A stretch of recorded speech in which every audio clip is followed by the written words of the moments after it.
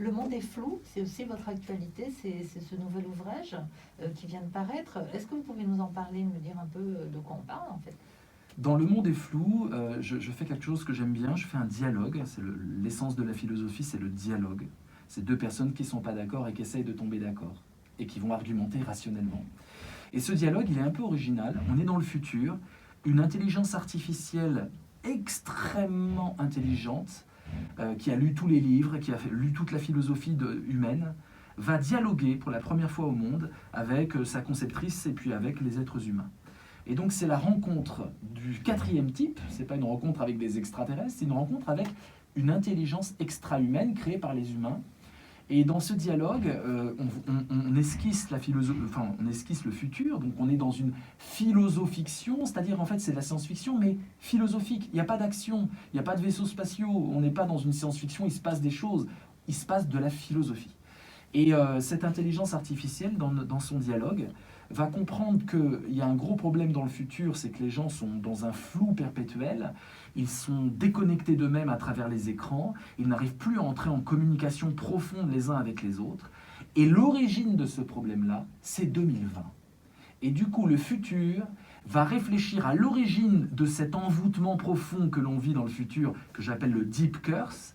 Et l'origine, c'est 2020, c'est-à-dire le début de ce que j'appelle la cybermodernité. La cybermodernité, c'est notre modernité depuis 2008, les réseaux sociaux, les écrans, et une intelligence humaine qui se transforme, qui devient une sorte d'intelligence connective. On est intelligent parce qu'on sait se connecter aux autres, c'est tout à fait nouveau.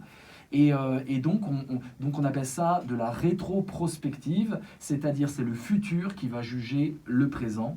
Et j'ai pu passer en revue, donc évidemment, l'intelligence artificielle, qu'est-ce que c'est l'intelligence humaine, et puis surtout le propre de l'humain. Et tout le livre ne réfléchit qu'à ça. Si l'intelligence artificielle atteint les sommets de la philosophie et de l'intelligence pure, qu'est-ce qui nous reste à nous, les humains? Et donc ça a des applications partout. Et en fait, je ne veux pas spoiler le livre, mais on sent bien que ça va tourner autour de la poésie, de l'émotion, du sentiment, et puis d'un rapport à l'humanité qui n'est pas mécanique, qui est un rapport de générosité, on va dire d'amour.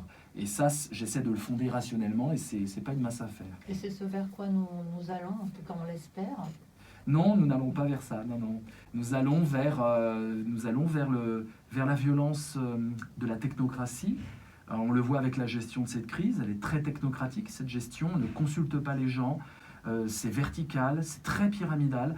Alors on me dit, oui, on ne consulte pas les gens, mais ils ne sont pas médecins. Oui, mais les gens, c'est eux qui portent des masques, c'est eux qui se soumettent à l'autorisationnisme, cette folie d'une liberté publique mise sous autorisation. Alors c'est pas la servitude volontaire, c'est de la liberté autorisée. Et nous entrons aujourd'hui dans cette nouvelle ère de l'autorisationnisme.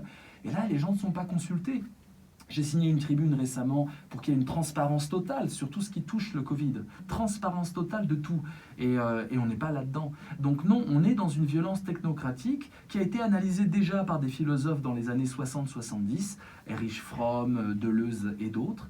Et c'est-à-dire que c'est une violence qui n'a pas du tout l'aspect de la violence. Huxley disait le cauchemar climatisé, ça doit parler à la Martinique. C'est un cauchemar, mais tout va bien, tout est huilé et les portes automatiques s'ouvrent automatiquement, mais tout est géré comme un ordinateur le ferait des êtres humains.